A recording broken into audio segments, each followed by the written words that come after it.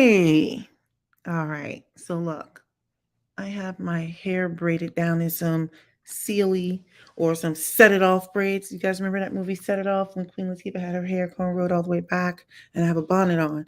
So what I am not going to do is come cam up. Okay. So you're just going to have to judge and just look at an avatar. Um, all right. So let me go ahead and bring up this situation real quick. Where was that? Where was that? La, la, la, la. We're talking about marriage. You know, when you are married in black, hard CK on the end. Now, should you hear some shenanigans in the background, that is my husband enjoying his sleep out on the couch. I'm in the office and he is clearly getting it in. But yeah, we want to talk about marriage, and it's tough.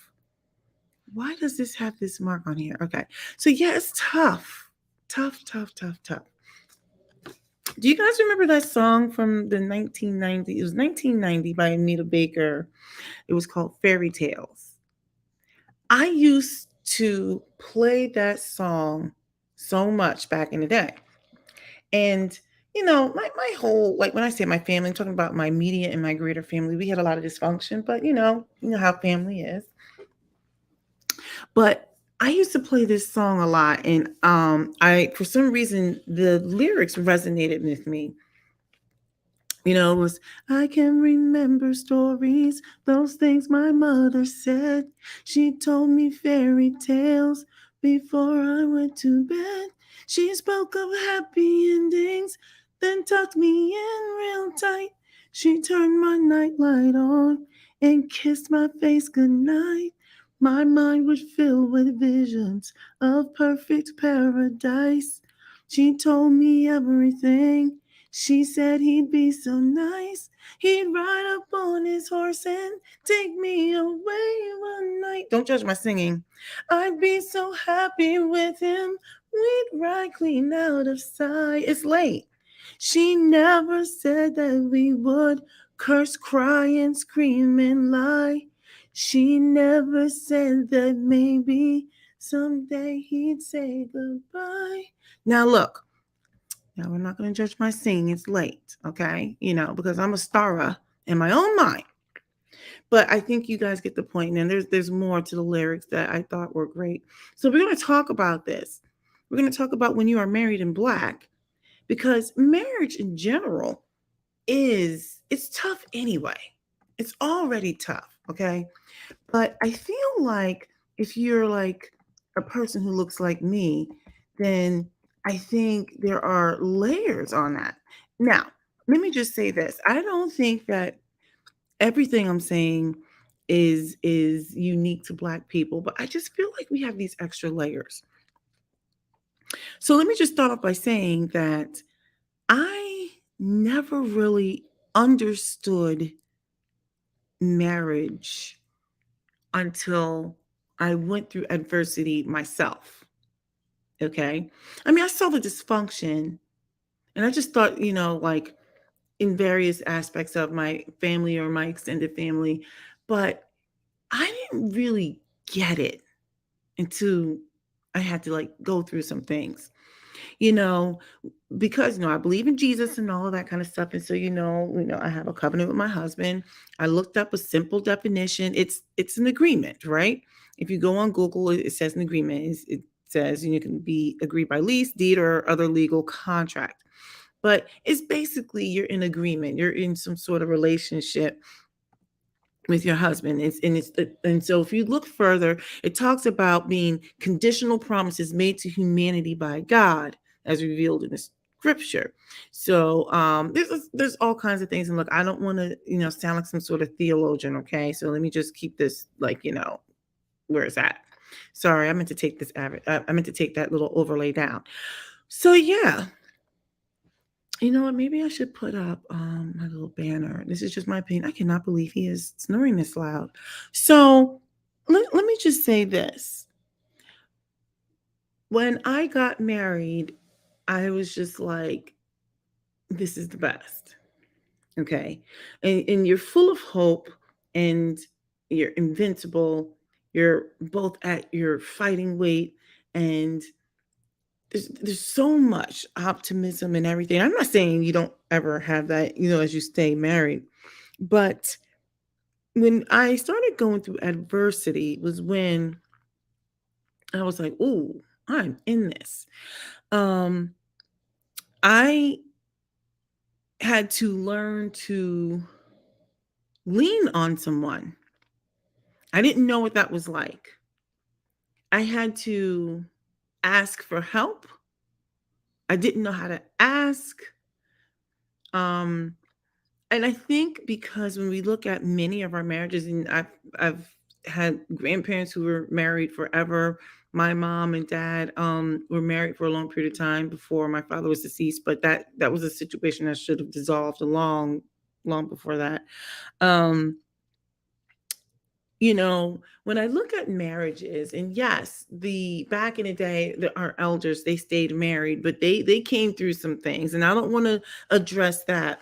But I will say, when I saw marriage back then, I didn't know what it wasn't, right? Like, meaning, like, I just thought married people just were just, weird and dysfunctional, and there was just so much going on, especially when I look at my grandparents. Um, I think with Black people, modern day Black people, especially if I speak to women, we were not, I would say currently, we haven't been given the opportunity to just focus on being a wife or a mom. We've always had to be a wife, a mom, a nurturer, a provider, the confidant, the counselor, like all that stuff.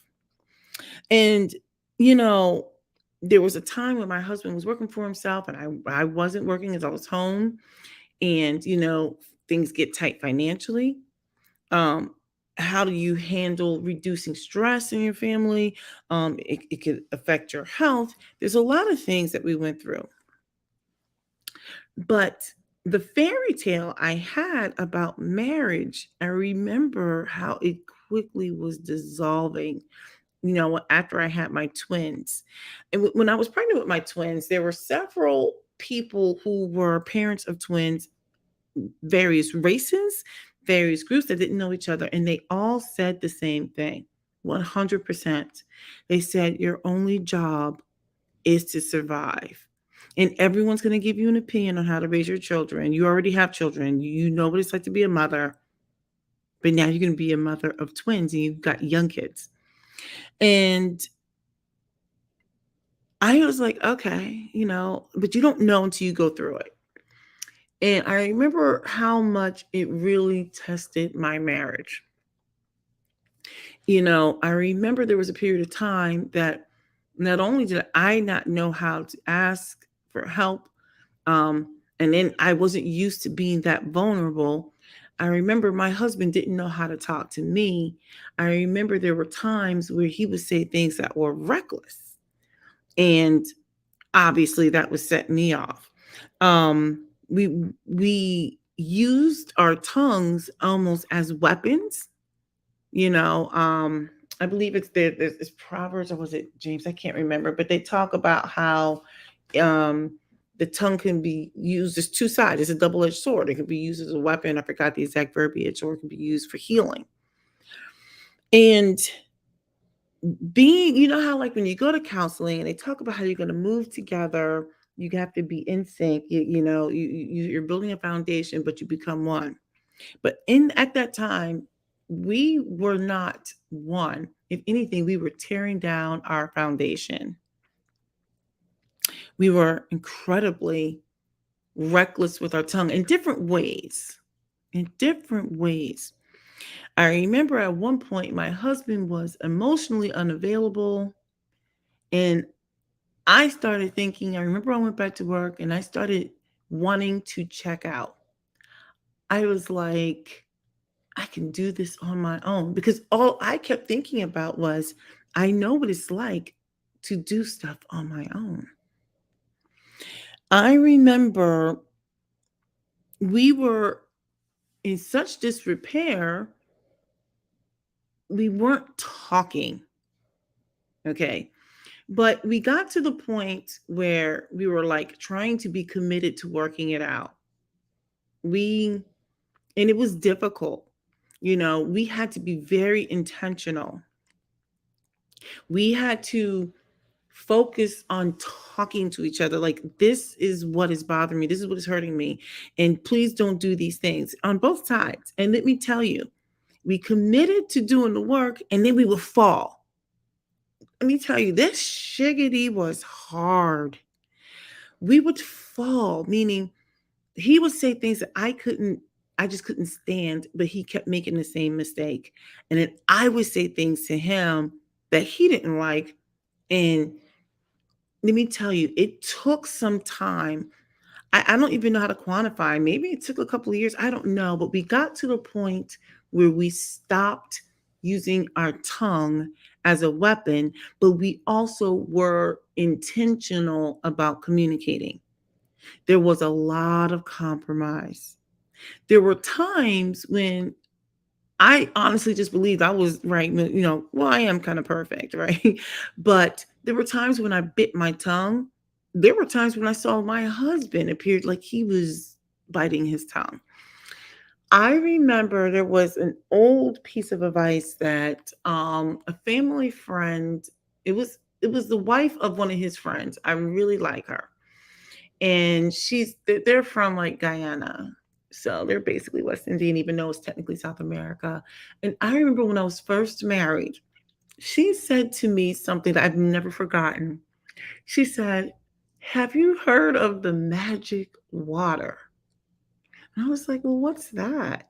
She said, "You know, as you move along in your marriage, you're going to be very familiar with this magic water." And I was like, "I don't believe in magic. What kind of sorcery are you talking about? I believe in Jesus, saved by the blood of the Lamb." I was being extra.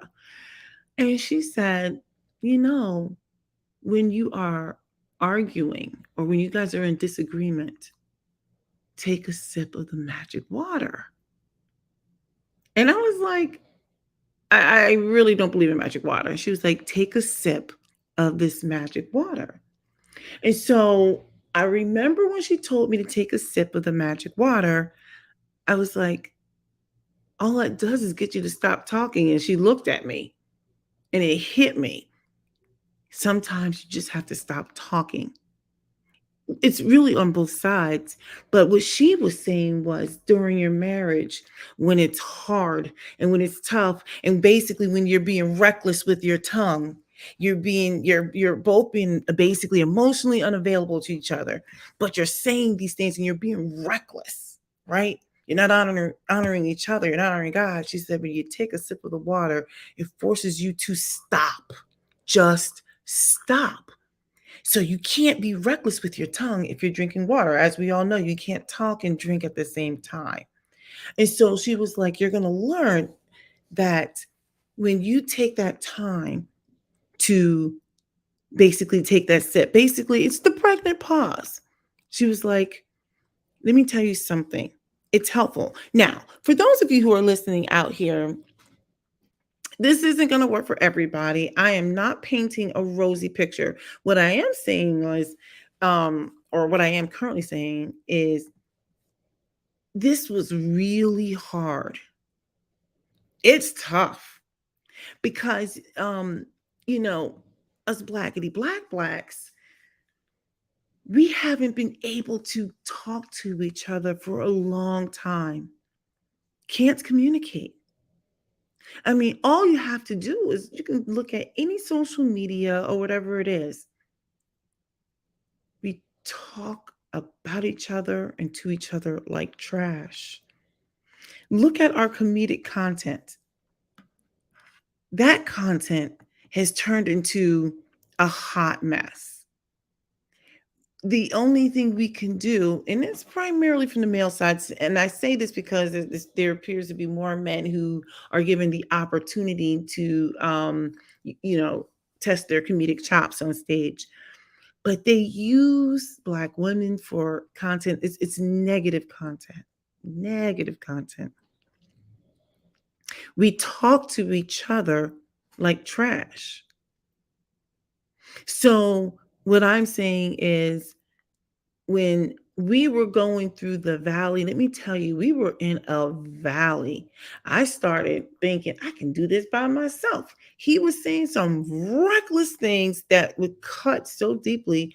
And I would say things to him because I started getting to the point like, what you're not going to do is keep saying X, Y, and Z. And I remember when I got to a point, it was almost like I was pleading. I was like, am I not worth you fighting for me and you trying to be, X, Y, and Z? And my husband stopped. He just looked and he was just like, well, of course you are. I'm like, well, you're not showing me, because if we're both going to be intentional, then we have to do the work. Like, we can't just say it and then a month or two later we're back to, operation normal. I think within these Black relationships, there's been such a disparity, as far as in the men being able to take care of women and children. Men have been out of the homes for so long. I think men with lower salaries, I think it does affect their self-esteem and pride. The ability to provide for your family will weigh on you. And there's some men who just flat out walked away from the responsibility because the task of hanging in there was just too great. We we're dealing with, nowadays there's a disparity in education levels now, which means access to, um I think, uh I'm just going to say access to wealth is different. I think men and women Black men and women, we don't trust each other. We don't like each other. Now, I'm speaking from a Black woman perspective. Black women definitely don't trust Black men, and there's a variety of reasons why. I remember there was a time when I was trying to explain to this one man about, Black women want to be heard. They want to be respected. I said, you know what it is? I said, Black women want security in all forms like everyone else.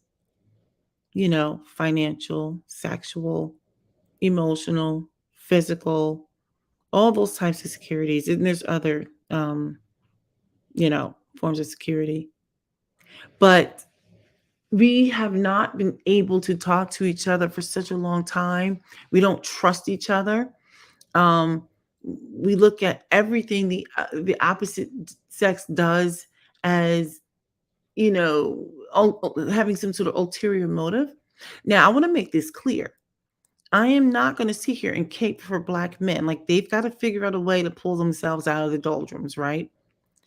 What I am saying is, Black marriage has been hard. And now, a lot of the things that I've said, you could say, well, isn't that every marriage? But I think when you look at the Black marriage situation, we are marrying at rates significantly lower than everyone else. And our families are grossly insecure because we don't have the income to support it. We don't have both parents who are present. Please excuse me, I'm so tired. We've lost the communication. We don't even woo each other. We don't woo each other. Everything about it is so disrespectful. We don't like each other. We are at war with each other. When I first started, I had a podcast, and I remember one of the topics was, is there a war between Black men and women or something like that? And I was like, no, I don't think there's a war. But I've since changed my mind. I think when you are in these relationships, marriages, whatever it is, you have to really focus on being friends. Because let me tell you something, when you love somebody, you're gonna really have to be like, okay, we've got to be friends. Like I said, I'm not gonna put all my business out there, but when you are in a valley, you're in a valley. When you start looking at your partner and you're both resenting each other for whatever the reasons, you know, you start getting resentful, you start letting your mind wander like, I can do this by myself or whatever, especially when people threaten you with crazy, right? So let me just say this. We had to get on with the process of doing some work. And it was difficult because we would get on the train and kept falling off. We kept failing. We were failing. And it's like you're failing, and you're like, how many times are we going to keep failing?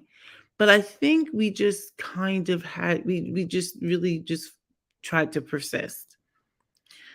Um, Today we're in a pretty good place, but not without facing that adversity. We faced financial situations. It wasn't actually too bad, but we went from being like super secure to not feeling secure, and you learn lessons. Um, we just we were just like two passerbys. We were almost just roommates, which I may have to make him feel like one tonight with all that snoring out there, because this snoring is like ridiculous. He is like really like getting it in. But anyway, I think the thing is, when you're in a marriage with black people, black another with a black mate, you got to realize like you are supposed to change. Hopefully, you're both changing at the same rate. I'm so tired, so tired. So I'm going to wrap this up.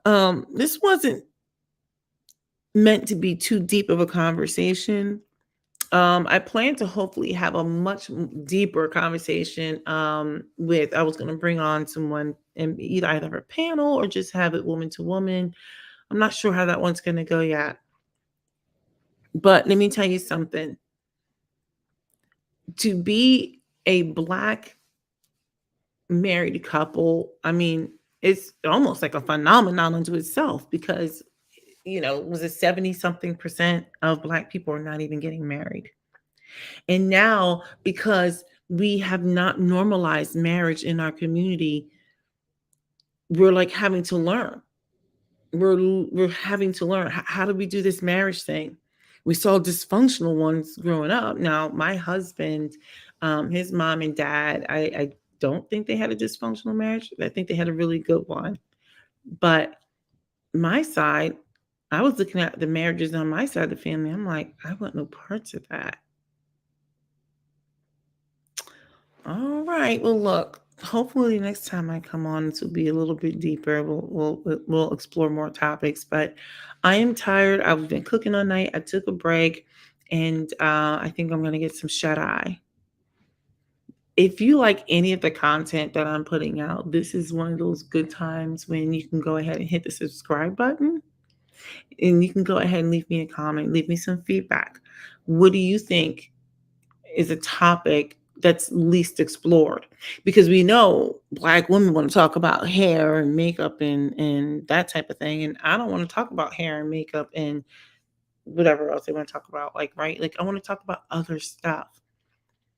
I want to fill a void. I want to fill a gap. So, but all right,